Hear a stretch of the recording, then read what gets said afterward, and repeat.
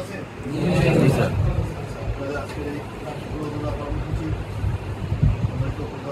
সভাপতি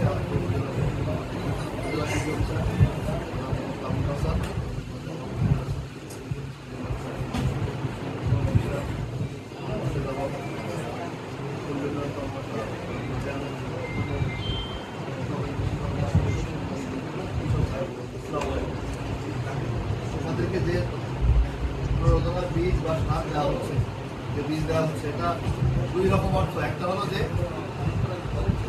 ফ্রি পাইছি, যা পাইছি তাই লাভ, তাই তো। আর একটা কম হতে পারে, এটা হলো বীজ, সরকার দিয়েছে বীজ, এগুলো আপনি বীজ ধান বা বীজ যে কোনো প্রত্যেক দেওয়া হয়, ওইটা আপনারা এ করতে পারবেন না, লাগালে কি হবে, সফল হবে, হবে কিনা? আর যদি যাওয়ার সময় বেঁচে দেন তাহলে কি হবে? যাওয়ার সময় যে যা ফ্রি পাইছে, যা পাইছে তাই লাভ। কি করবেন কেউ? সুযোগ আছে? যদি ধরা পড়ে যে সরকারি বীজ বিক্রি হচ্ছে বাইরে, যে কিনবে তারও 2 বছরের জেল, আর আপনার জরিমানা 20,000 টাকা।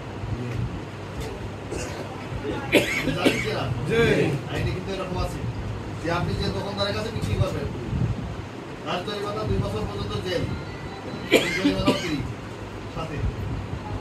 আর আপনার সাজা হলো আপনি 20,000 টাকা পর্যন্ত জরিমানা। তাহলে উপায় কি? নিজে চাষ করতে হবে। এক সময় যখন সার দেশে প্রথম আসলো, তখন মানুষ কিন্তু কি সার দিত না জমিতে। কেন জমিতে সার দিত না? বলে দেখি সবাই আমি যাবি যাই জমি নষ্ট করে ফেলাচ্ছি, আরেক গ্রুপ কথা দিল যে হুজুররা যে বললো কি সার দেওয়া জমিতে সার দেওয়া পুকুরি শিরক করা হয়ে যাবে।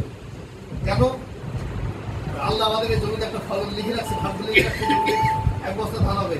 আমি যদি বাদবাড়ি করে সার দিয়ে এখানে 5 বস্তা ধান ফলাই, এটা আল্লাহর সাথে শিরক করা হয়ে যাবে। আল্লাহর ক্ষমতার বাইরে যে আমি ক্ষমতা প্রয়োগ করছি। একসময় দিত না মানুষজন, এখন কি এই কথা শুনতে মানবে? বলেন পাবো। তখন কি করতো যে কৃষি বিভাগের লোকজন রাতে রাতে দিয়ে কি করতো, সার ছড়া দিয়ে আসতো। চুরি করে দেখতে পারলে আবার যদি এই জমিতে সার দেশে দেখতে পারলে আবার মানুষজন বড় হতো, আমার জমিটা নষ্ট করে ফেলতো।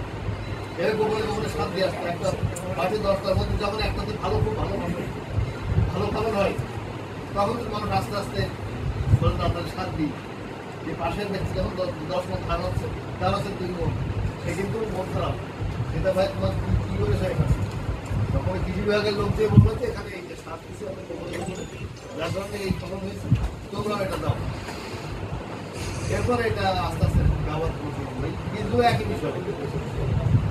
যেমন কিছু বিষয় আর কোনো বিশ্বাসী কিন্তু আইটেম থাকে, যেগুলো আপনারা সচরাচর সাধারণত করেন, চাষ করেন না, ধান করেন বা পাট করেন বা তৈরি করেন, কিন্তু এর বাইরেও কিন্তু আরো কয়েকটা জিনিস আছে। এগুলো যখন একজনের দেখা দেখি আরো 5 জন এই 4টা করতে পারে।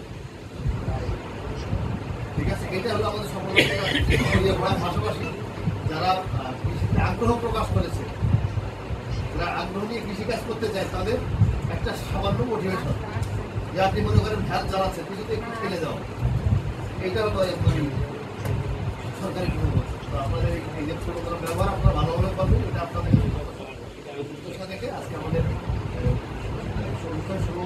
বিভাগ হচ্ছে এবং একই সাথে পরবর্তী কার্যক্রম পরিচালনা অনুরোধ দেওয়া হয়েছে।